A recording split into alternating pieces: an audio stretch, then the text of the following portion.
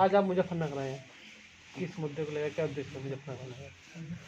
आज राष्ट्रीय भागीदारी पार्टी और भारतीय समाज पार्टी कार्यकर्ता समीक्षा बैठक आगामी पंचायत चुनाव और 2022 विधानसभा चुनाव की तैयारी में हम लोग संगठन कहाँ तक पूरा हुआ है, कहाँ तक नहीं हुआ है, उसी संबंध में आज इधर आगमन हुआ है। तो क्या आपकी पार्टी भी इस बार यहाँ से पंचायती चुनाव लड़ेगी? हम लोगों ने एक भागीदारी संकल्प मोर्चा बनाया है, जिसमें अभी तक 9 दल के लोग हैं, जिसमें बाबू सिंह कुशवाहा, रामसागर बिंद, रामकरण कश्यप, कृष्णा पटेल,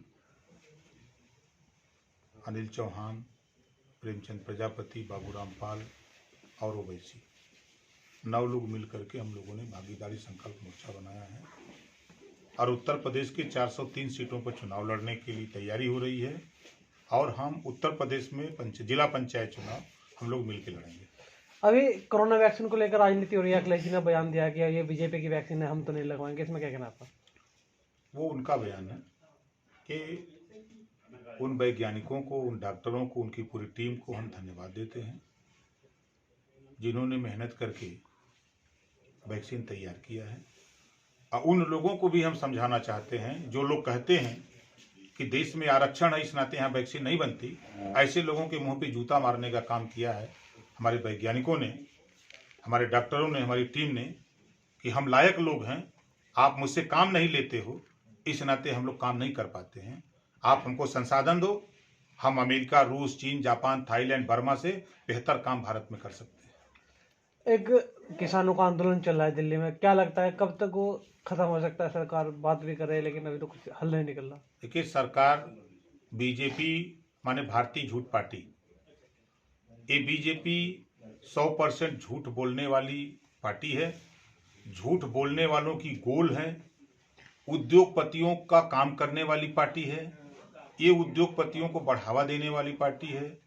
इनसे ना किसान से मतलब है, ना गरीब से मतलब है, ना नौजवान से मतलब है, ना इनको बेरोजगारों से मतलब है, इनको मतलब है तो अडानी और अंबानी से। इस नाते अडानी के घर अगर बच्चा पैदा होता है तो देश के प्रधानमंत्री देखने चले जाते हैं, और वहीं दिल्ली में करोड़ों किसान इस कड़ाके की ठंड में बैठे हैं, फुर्सत नहीं है उनके पास, ये जबरी किसान का धन दुगना कर रहे हैं।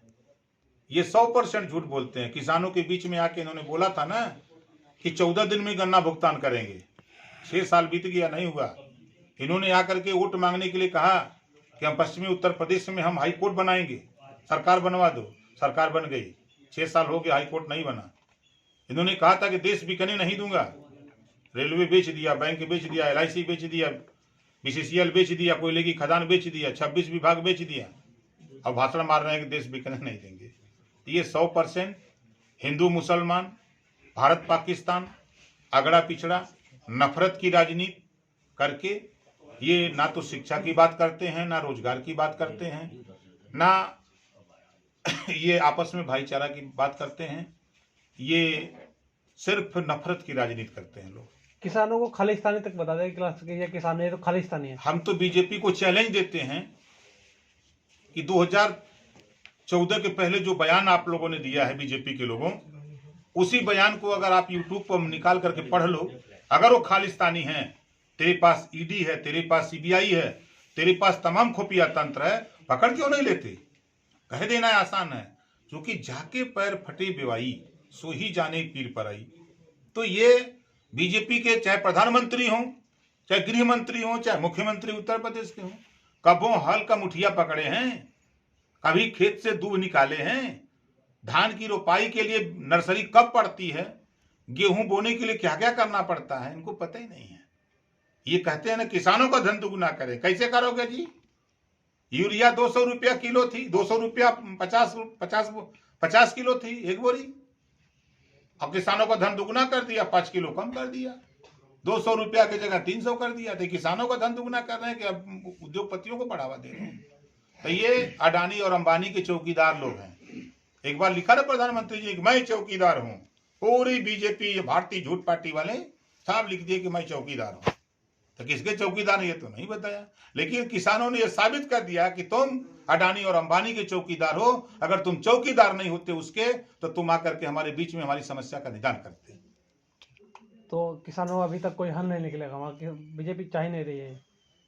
संघर्षी जीवन है, किसान अपने मुद्दे पर अड़ा है और देश की सरकार, प्रदेश की सरकार अडानी और अंबानी के पीछे लगी हुई है कि हम तुम्हारा भला करेंगे, किसान का भला नहीं करेंगे। किसान 26 जनवरी को लेकर पूरी तरह से तैयार हो रहा है वहाँ पे। सही कर रहा है किसान। आप लोग भी उनके सठे साठे समाचार है।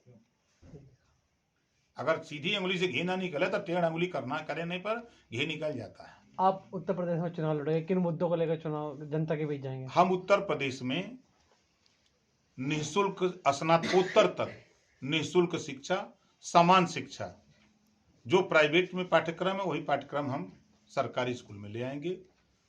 स्नातकोत्तर तक निःशुल्क गरीबों को शिक्षा, समान शिक्षा और अनिवार्य शिक्षा, पहला चीज। दूसरा, निःशुल्क स्वास्थ्य की सुविधा सरकार बना के हम देंगे। तीसरा, सामाजिक न्याय समिति की रिपोर्ट जो 27% आरक्षण पिछड़ों को लागू है, उसमें कश्यप को, बिंद को, निषाद को, राजभर को, चौहान को, पाल को, प्रजापति को, माली को, साग को, सैनी को, नाई को, गोंड को, जिनको हिस्सेदारी नहीं मिल रही है, उसको 7, 9, 11 का जो बंटवारा हमने कराया है, उस रिपोर्ट को लागू करने के मुद्दे को लेकर के हम आपस में भाईचारा पैदा करने के लिए, हमारे साथ अल्पसंख्यक भी है, हमारे साथ पिछड़ा भी है, दलित भी है, सामान्य भी, सबको मिला करके हम लोग आपस में भाईचारा पैदा करने के लेकर के हम 2022 का चुनाव मैदान में। ठीक, धन्यवाद।